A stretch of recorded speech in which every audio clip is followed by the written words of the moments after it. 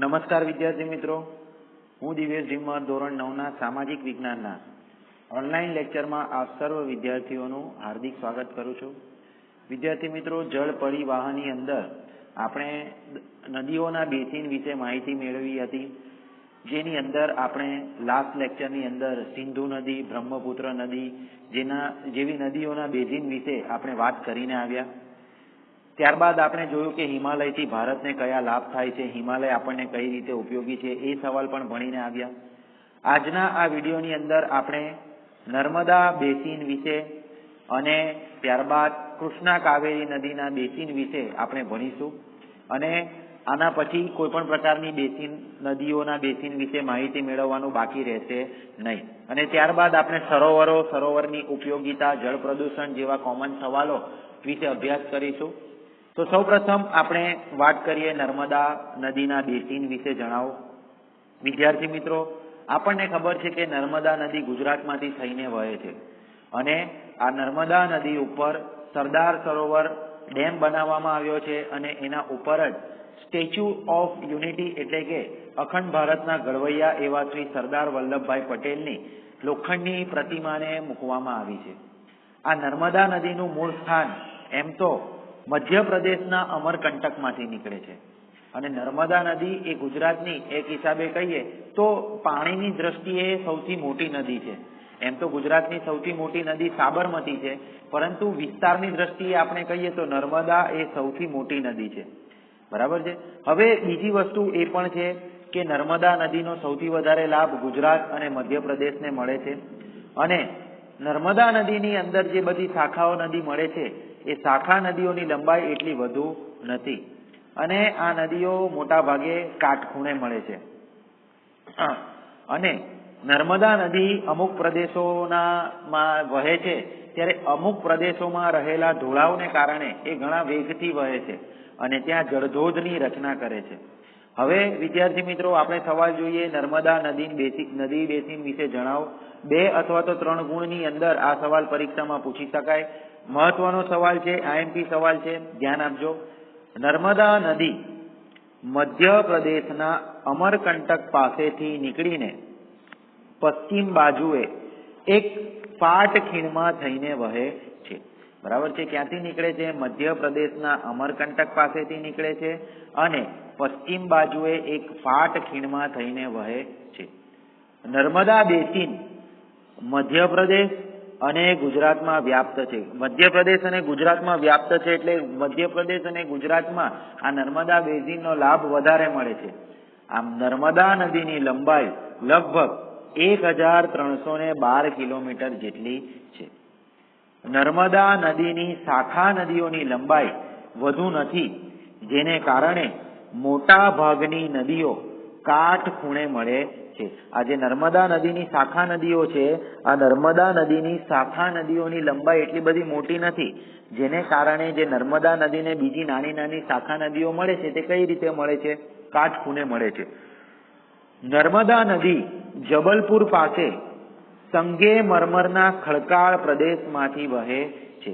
ત્યાં જબલપુર આવેલું મધ્યપ્રદેશ અને સંગમરમરનો ખડકાળ પ્રદેશ એટલે સંગેમરમર એટલે વિદ્યાર્થી મિત્રો આરસ પહાણ થાય. બરાબર છે. તો જબલપુર પાસે સંગેમરમરના ખડકાળ પ્રદેશમાંથી વહે છે.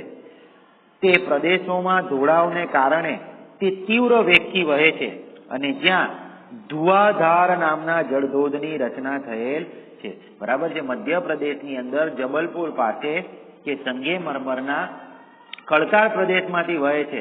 ત્યાં પ્રદેશના ઢોળાવને કારણે તે તીવ્ર વેગથી વહે છે અને જ્યાં ધુઆધાર નામના જળધોધની રચના થયેલી છે.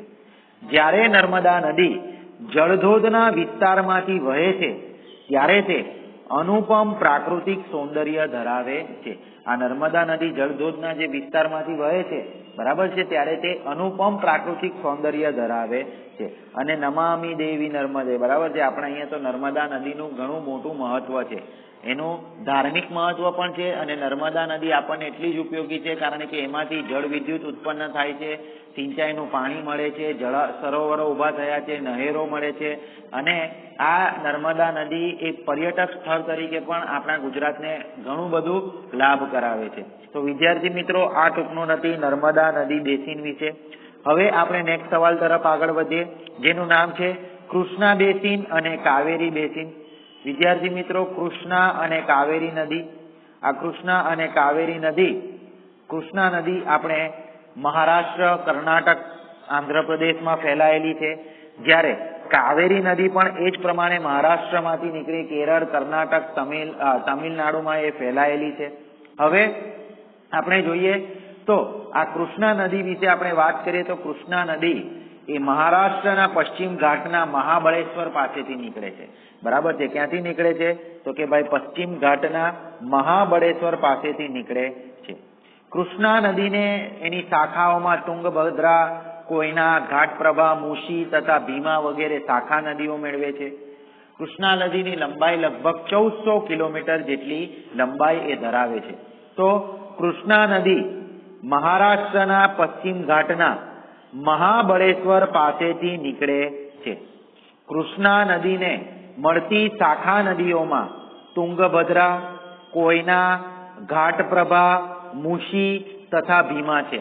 આ બધી નદીઓના નામ છે જે એને શાખિત નદીઓ સ્વરૂપે મળે છે.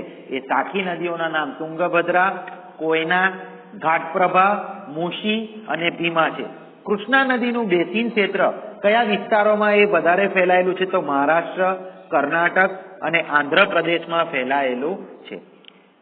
કાવેરી કૃષ્ણા નદીની લંબાઈ લગભગ 1400 કિલોમીટર જેટલી એ લંબાઈ ધરાવે છે. હવે વાત કરીએ આપણે કાવેરી બેસિન વિશે. તો કાવેરી નદી ક્યાંથી નીકળે છે? તો બ્રહ્મગીરી પર્વતમાળામાંથી નીકળે છે અને કાવેરી નદીને અમરાવતી, ભવાની, કાલિની વગેરે શાખા નદીઓ મળે છે અને તેનો બેઝ કેરળ, કર્ણાટક અને તામિલનાડુ, એટલે કે કાવેરી જે નદી છે એ આપણી સાઉથ ઇન્ડિયાની નદી છે.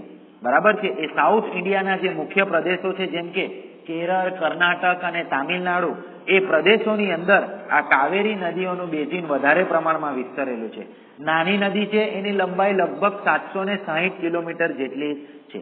આગળ વધીએ આપણે તો કાવેરી નદી પશ્ચિમ ઘાટની બ્રહ્મગીરી પર્વતમાળામાંથી નીકળે છે. ક્યાંથી નીકળે છે કાવેરી નદી? આ પશ્ચિમ ઘાટની બ્રહ્મગીરી પર્વતમાળામાંથી નીકળે છે. કાવેરી નદીને મળતી શાખાઓમાં નદીઓમાં અમરાવતી, ભવાની, હેમાવતી અને કાલિની છે.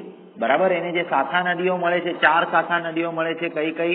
અમરાવતી, ભવાની, હેમાવતી અને કાલિની છે.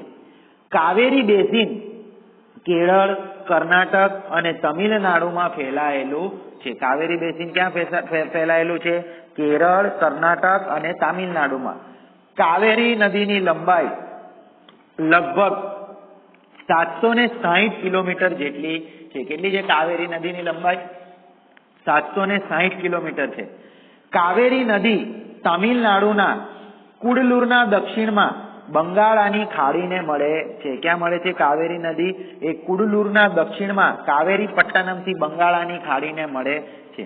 આ સિવાય વિદ્યાર્થી મિત્રો, જે નદીઓ પશ્ચિમ ઘાટથી નીકળે ને એ નદીઓ પૂર્વ ઘાટની અંદર બંગાળાની ખાડીને જ મળે અને જે નદીઓ પૂર્વમાંથી નીકળે ને એ નદીઓ પશ્ચિમની અંદર અરબ સાગરને મળે. આ સિવાયની અન્ય નાની નદીઓ જેવી કે દામોદર, બ્રાહ્મણી, વૈતરણી, સુવર્ણરેખા, આ નદીઓ પૂર્વ તરફ વહીને બંગાળાની ખાડીને મળે છે.